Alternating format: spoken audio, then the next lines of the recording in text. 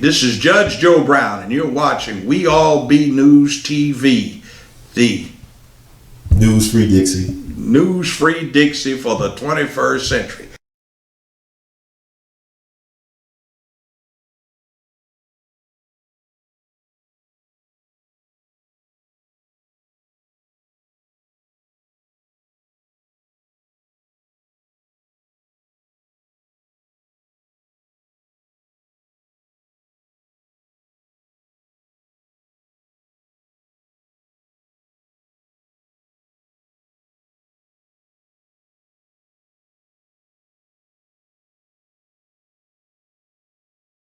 So we always on the have on the one and only, the very prolific and profound Dr. Gerald Horne with us today to talk about a subject of black aviation pioneers. He recently wrote a book that's due out a few days. What's the name of the book? Storming the Heavens. Storming the Heavens. Okay, then show the book. The early struggle for the... Excellent. Let me get it. Excellent. So I just want to ask you a couple questions about, particularly my subject is Jimmy Lunsford. He, not only was he a music pioneer and visionary, but also he's a black aviation pioneer. What are your thoughts about Mr. Lunsford's achievements in the aviation field? Well, to be honest, most of what I know is what you told me and what you pointed me towards, and it's now represented in this book. But briefly, he not only was an early pioneer in terms of using planes to go from one gig to another, but apparently was a pilot as well.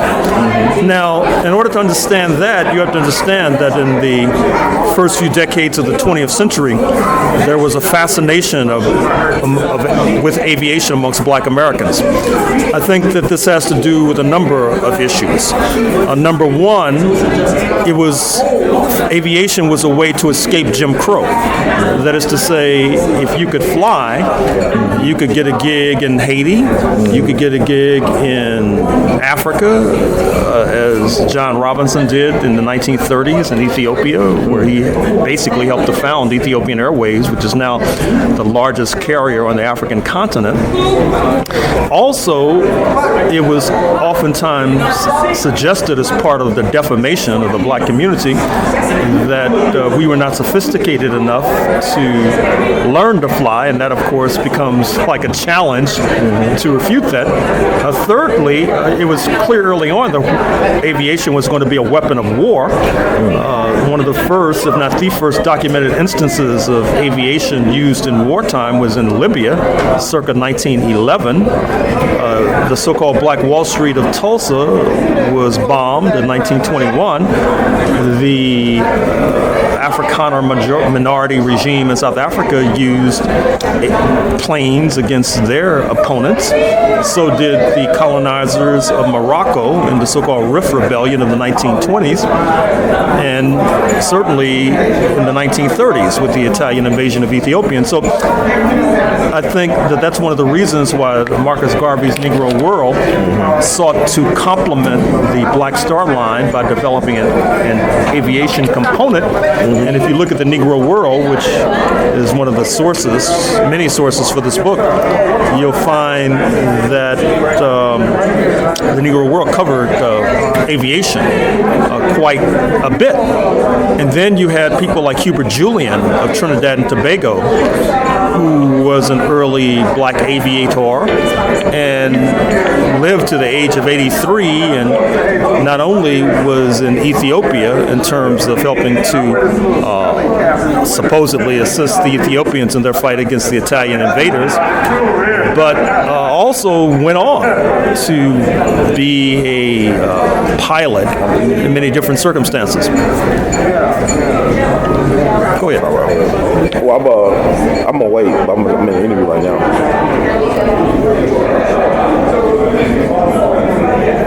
I might go to the place. I'll talk to you later. Just text me the information about the place, name of the place. Okay, all right, thank you. Yeah, okay, I got you. Okay. Sorry about that.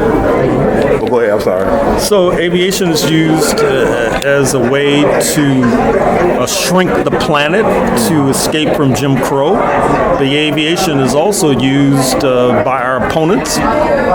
For example, a turning point in the apartheid history comes shortly after the proclamation of apartheid in 1948. You see that Pan American Airlines, now defunct, sends a delegation of journalists and editors to South Africa to tout South Africa as a tourist destination, and that's when you're able to fly from New York to Johannesburg or New York to Cape Town, of course, with stopovers in Portugal, which then was ruling Angola, Mozambique, and Guinea-Bissau, amongst other sites on the African continent. So aviation is a major story in terms of the struggle against Jim Crow and colonialism, and also in terms of the propping up of Jim Crow and colonialism. Yes, sir. So, like, in this time of, I guess, Jim Crowism, what would a black person who wants to learn how to fly in America learn how to fly? Well, it's interesting. Chicago was the citadel of black aviation. And Cornelius Coffey and his spouse, Willa Brown, had an aviation school. John Robinson, who, as I suggested, went to Ethiopia to assist the Ethiopians, had an aviation school. And then people sort of taught themselves. I mean, people would make small airplanes and teach themselves how to fly.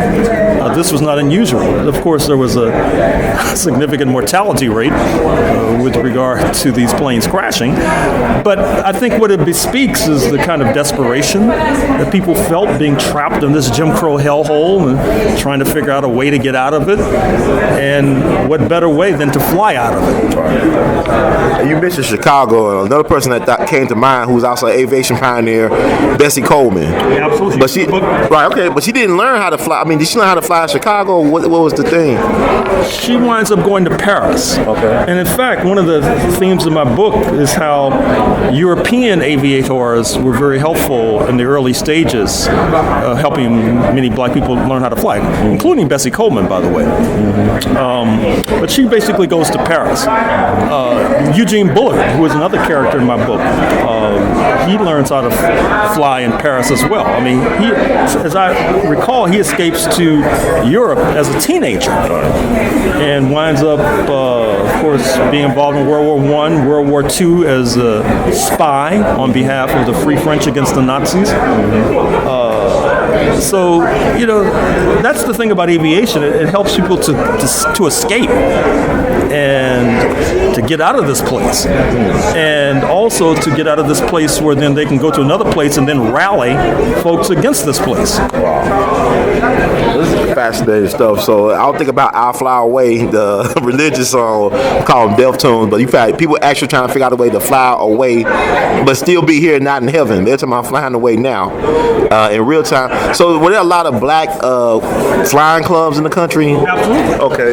Yeah, there was a Bessie Coleman Flying Club. There were all sorts of flying clubs. Then you had these aviators who took special trips, like from the North American mainland to the Bahamas, Cuba, Haiti, and points south. One of the largest crowds ever assembles in Haiti. And black American pilots land there during the U.S. occupation in the early 1930s. Similar crowds greet these black American flyers in Bahamas when they land there near the same time. So this is not an unusual event, in other words. I'd be remiss if I didn't ask you about, your background, your expertise in the American experience, but in the black American experience in particular. I got to get your take on this Colin Kaepernick situation with Daniil and your thoughts about it, because I know you got a unique perspective on things that relates to politics and sports and whatnot in the African diaspora. Well, it's a continuation of a long story. Most people, when they think about athletes and sports and protests, they think of Tommy Smith and John Carlos in the 1968 Olympics, or Muhammad Ali and the Vietnam War, but you could actually go back to Jack Johnson. I talk about this in my book, Black and Brown, African Americans in the Mexican Revolution. He's a major character in that book because Jack Johnson, born in Galveston, Texas, heavyweight boxing champion at the turn of the 20th century, of course objected to the racist attack of the certain fight promoters trying to find a so-called Great White Hope to defeat him because his being heavyweight boxing champion was seen as a blow against white supremacy. And of course that's been represented in the movie Great White Hope and play of the same name. He is convicted on trump-up charges and flees the country, moves to Mexico, and this is during the time of the Revolutionary Decade, 1910 to 1920. He aligns with Mexican revolutionaries, tries to set up a base of opposition to Jim Crow in Mexico, and getting Negroes to move to Mexico as well to fortify Mexico, which then is in conflict with the United States. Recall that Pancho Villa had invaded and sacked Columbus, New Mexico around that same time. Recall also, there's an old saying that you want to keep a secret, publish it in a book. And one of the things in my book is about the plan of San Diego, which most folks don't recall, even though it's no secret, it's in my book. It was a plan of the Negroes in league with Mexican revolutionaries and possibly Japan and or Germany to take back the land that the United States had taken from Mexico during the War of 1846 to 1848, which includes California and most of the U.S. Southwest, and then liquidate the Euro-American population and establish instead independent black and Native American republics. This is what's going on in the Revolutionary Decade, 1910 to 1920. But in any case, Jack Johnson is subjected, there's regime change in Mexico City, and he has to come back to the United States where he's jailed. So when ColIN Kaepernick protests, he's walking in gigantic footsteps. And I think also another interesting thing about this Kaepernick protest is that it's raising a very significant contradiction, which is why it's getting so much attention. That is to say, as you probably know, in the national anthem of the United States, in the third stanza, specifically attacks black people. This is a reflection of the fact that the United States, as I said in my book on 1776, was established in no small measure as a revolt against abolition of slavery, which was growing in London. And that's one of the many reasons why black people, by several orders of magnitude, did not stand with George Washington.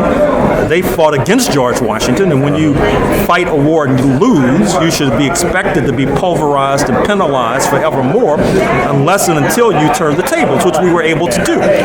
But of course, the national anthem comes out of the War of 1812, August 1814, when the Negroes joined the Redcoats in sacking and plundering Washington, D.C., sending James Madison and his garrulous spouse Dolly fleeing into the streets one step ahead of the posse. And Francis Scott Key, a stone-cold racist who wanted to deport all the free Negroes, was pro-slavery, then penned the national anthem, which of course attacks black people. And so when ColIN Kaepernick makes this protest, it's no accident that the racists try to shift the discourse away from police terror, which led him to kneel in the first place, to the question of the flag, the national anthem, the troops, because deep down inside what they're exposing is that they know that black people, this country was built on our backs, it was built to keep us enslaved and built to keep us down, and that's why they are trying to turn the tables,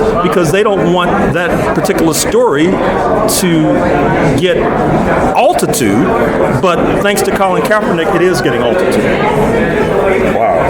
That's amazing. I didn't know Jack Johnson was a revolutionary like that. That's a book that needs to be, It's in the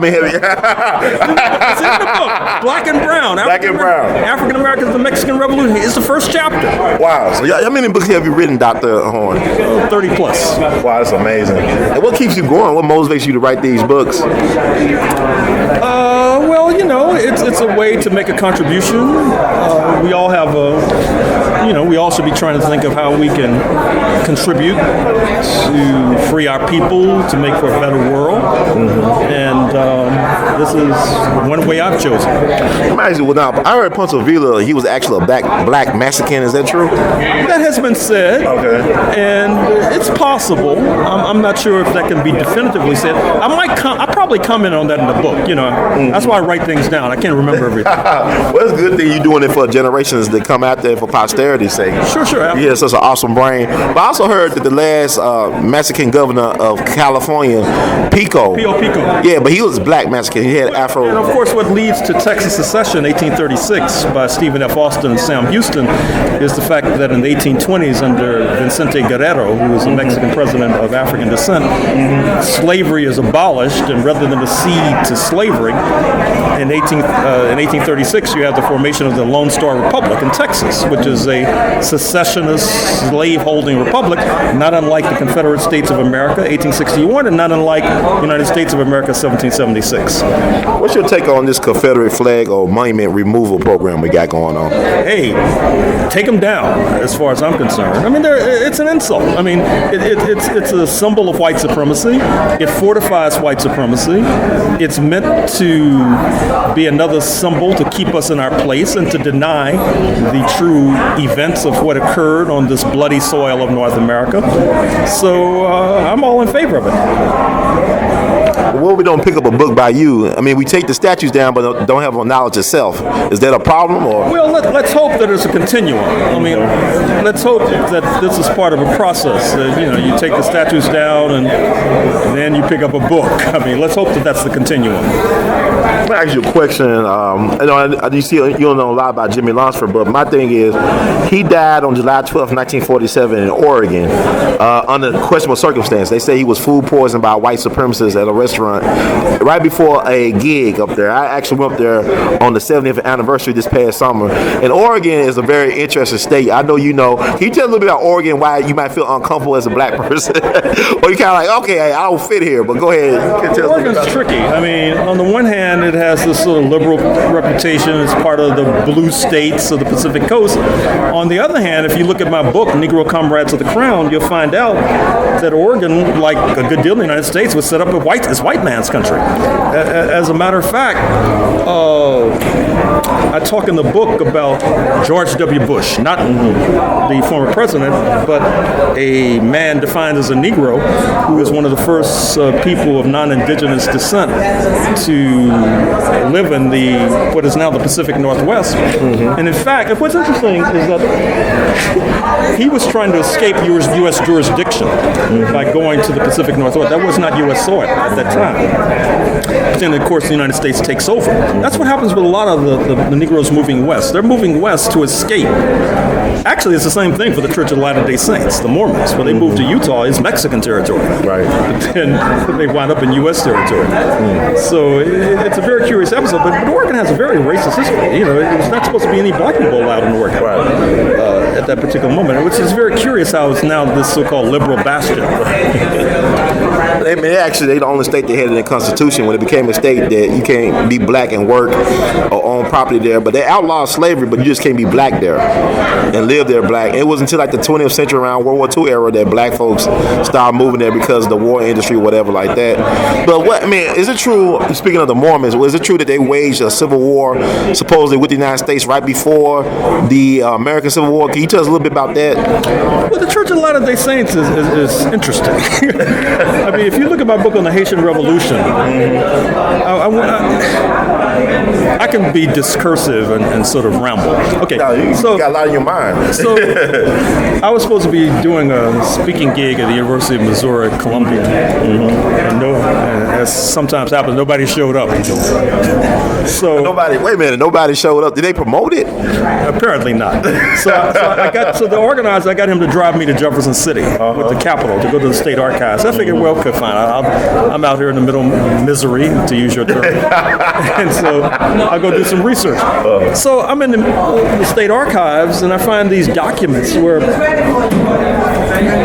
the Church of Latter-day Saints, one of their citadels once was the area around Kansas City. And I ran across an order where the governor was ordering for them to all be liquidated in Kansas City, killed. Okay. And there were many reasons for that. Of course, most people think of the question of polygamy. That's only one of the reasons. The Church of Latter-day Saints, for a period, were anti-slavery. Really? Yes. Say that again, because we know we have issues with. Yes, I know. But what's interesting about the Church of Latter-day Saints, they're forced to become more and more, quote, American, unquote, which just means, of course, being more racist. That's how you become American, become more racist. Right. And so eventually they became more American than anybody. I mean, in terms of they're overrepresented in the FBI, they're overrepresented in the CIA. Now that has something to do with the fact that, of course, that they're into languages because they do a lot of proselytizing. Mitt Romney, for example, the GOP presidential candidate. Even his father, the governor of Michigan, was right. Of course, they had relatives in Mexico, and many of the relatives speak Spanish. Mitt Romney speaks French. So when they kept moving, they start in the U.S. Northeast. They keep moving west. They were in Illinois for a while. They were in Kansas City, around the area around Kansas City for a while. And then they finally move out to Utah, and they think, they've escaped the United States because it's part of Mexico. But then the United States takes over. And then, of course, there are all these bloody conflicts in the 1850s between the Church of Latter-day Saints and the U.S. government. It's quite bloody. I mean, look up the Mountain Meadow Massacre, for example. There's a documentary on Netflix about it, but you can also read about it. It's a very bloody conflict, which makes even more ironic the fact that now they're seen as totally assimilated and as sort of a citadel of white racist culture. It shows you how things evolve or devolve, as the case may be. But it's not well-known history that they actually fought the government. I mean, under President James Buchanan, they actually won. Would you say they won? They exist. Well, yeah, that's right. They weren't. I guess if you're not liquidated, you won. But did they have like a pact with the Native Americans in the area to fight the government, or was like just them on their own taking on the government? Well, my understanding is that both of them are fighting the Native. It reminds me of Mexico and the United States and the Native Americans along the border. Sadly, both Mexico and the U.S. are fighting the Native Americans along the border. And so they're getting a raw deal from both sides. And I would say the same thing holds true for the Native Americans, Paiute, for example, in Utah, and the Shoshone, with regard to the Church of Latter-day Saints and the government in Washington, D.C. Let me ask you this about the Buffalo Soldiers. What's your take on the Buffalo Soldiers? I mean, like what's your, how you feel about it? I comment on them in my 1776 book, where I point out that I think it was one of the most significant blunders made by black people in North America to join the U.S. military. Now, of course, as you mentioned quite correctly, I mean, there are 500 Native American nations, and you were talking about the Cherokees and the lawsuit and the Cherokee freedmen, etc. And that's one example. Another example, of course, would be the people we refer to as the Seminoles. Okay. Who, of course, allied in Florida with the Africans and fought some of the bloodiest wars the United States government was ever involved in, 1819, 1835, and 1855, until they were finally defeated, and many of them moved to Mexico, where their descendants continue to reside. So, obviously, you can't paint Native Americans with a broad brush, but on the other hand, I still think it was a strategic error, a strategic blunder for black American men to join the U.S. military to help to roll up Native Americans who are fighting for their land and for their sovereignty in the U.S. West and South. I mean, what did we get out of the deal? It's not like, these black Americans, they keep fighting these wars thinking that's going to mean more rights. But somehow it never happens. And you would think that people would draw reasonable inferences from that conclusion. But it would be safe to say that the Civil War, the war for the West, could not have been won without black soldiers' participation. Sure, absolutely. Or the Civil War, for that matter. Civil War, definitely. I mean, that was a turning point. The Emancipation Proclamation was clearly a war-fighting measure by Abraham Lincoln. And of course, we get repaid there when, by the thinnest of margins, under U.S. Grant, the president, we barely escaped being deported en masse to the Dominican Republic. Otherwise, we wouldn't be sitting here today. So, as I said, I mean, what do we get out of killing these other people? Vietnamese, Indochinese, Africans. What are we getting out of this deal? So I'll ask you two more things. Do you have any Dick Gregory comments or anything you'd like to add? Dick Gregory, your thoughts about him? I'm from St. Louis. Dick Gregory's from St. Louis. It's a loss. He did a lot of pioneering work, and certainly he'll be missed. I want to ask you about the stuff with the hurricanes and the treatment of, I guess, Puerto Ricans as the new black. I don't know what people are interested in, like people like the disinformation going on. Like Puerto Ricans are American citizens, but they not American citizens. I mean, it's your thoughts about the whole thing, what's going on with people of color in these storms? Well, first of all, it highlights the question of climate change. I mean, not in terms perhaps of the ignition of the storms, but in terms of the intensification and the strength of these storms, with the oceans getting warmer. And it's quite remarkable. Not only the storms, but the fires that have been taking place in the West. This is still fire season, by the way. Second of all, I think the Puerto Rico and Virgin Islands crisis, what it reveals is the contradictions of colonialism. That is to say, that unlike Haiti, for example, when it suffered during the earthquake, it could invite in Cuban doctors. Puerto Rico and Virgin Islands cannot do that. They don't have sovereignty. Likewise, with regard to the Jones Act, which says that ships coming into that island have to be U.S. registered or with U.S. crews. That keeps ships from foreign countries away from Puerto Rico, when obviously Washington's asleep at the switch. So the crisis in Puerto Rico and the Virgin Islands reveals the contradictions of colonialism and the contradictions of imperialism in the first place. And I would also say it highlights the case for reparations, not only with regard to Puerto Rico and Virgin Islands, but in terms of the whole Caribbean. I mean, if you look historically at the Caribbean, what happens in the 17th century? What happens is that the European powers, including London, they liquidate the indigenous populations. Actually, you can go back to 1492 for that matter. And the 16th century, those 1500s, they liquidate the native population, then bring in Africans to be slave labor. The turning point is 1654, 1655 with the sugar boom. That is to say, when the Dutch are ousted from their temporary rule of Brazil, then those who had assisted the Dutch in Brazil in making sugar out of blood, as the saying goes, then decamp to Jamaica in particular, where London had just ousted Spain to take over Jamaica, and that leads to the takeoff of sugar, it leads to the takeoff of slavery, and that leads probably to us being here in what is now called Cincinnati, Ohio. So now, with the crisis in 2017, you see Barbuda, a Caribbean island, not having any African inhabitants after 300 years. I dare say that sorry fate and plight may descend upon that entire Pan-Caribbean region if we're not careful, and that also argues for pressing the case ever more strenuously for reparations.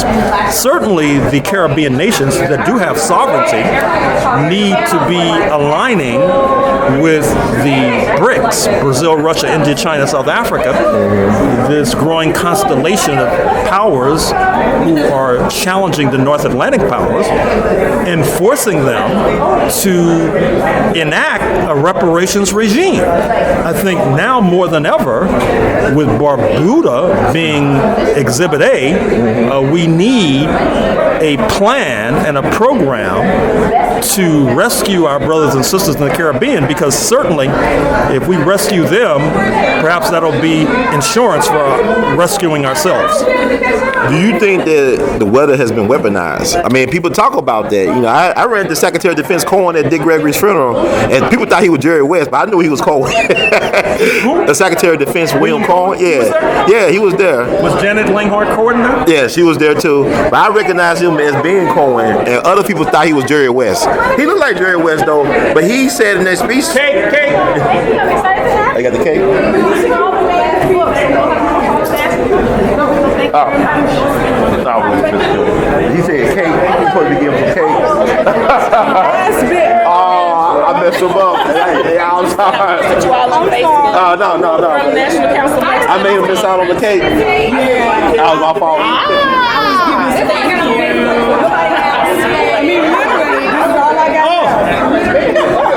Let him have cake.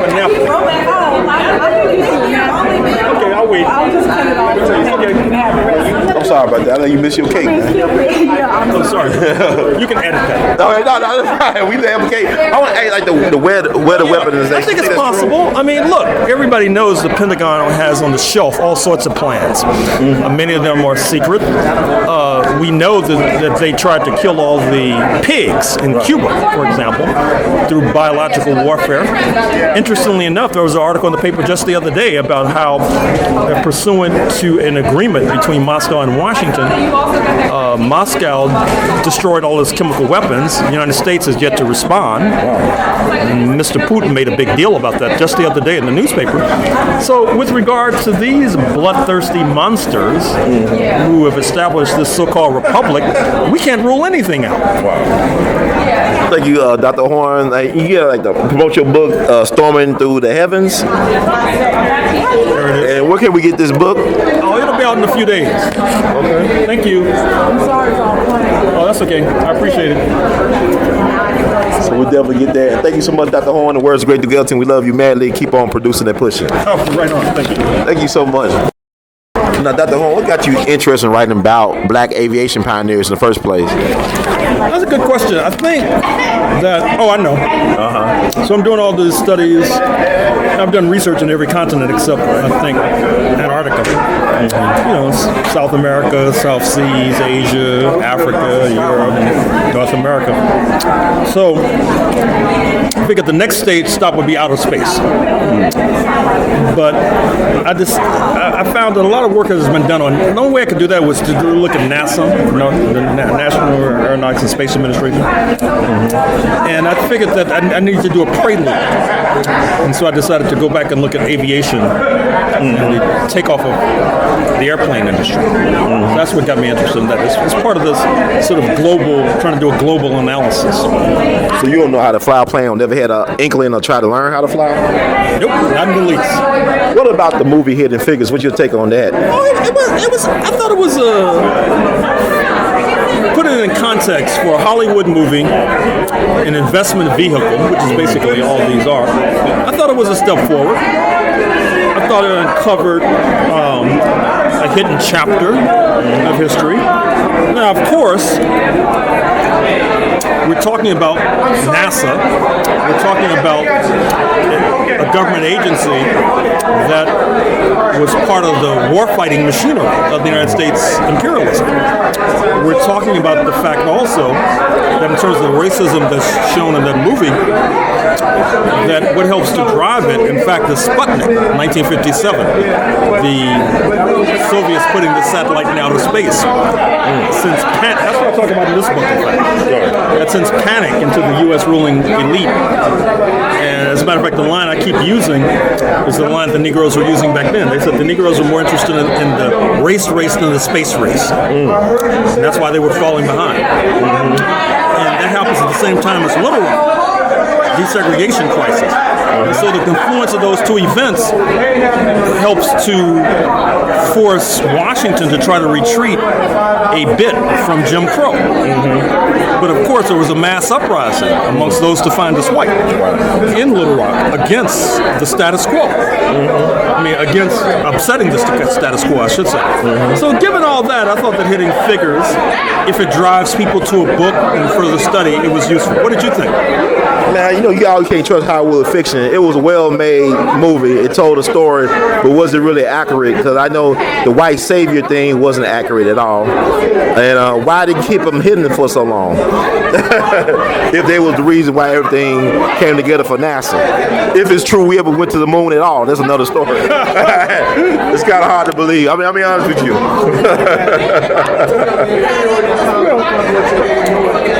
As I said, I'm willing to give creative artists or writers a certain amount of latitude in fiction. That, what was I debating somebody the other day about this? The movie about Thurgood Marshall. Oh, yeah. Are you going to see it? I haven't seen it yet. This friend of mine was saying, the actor's dark skin.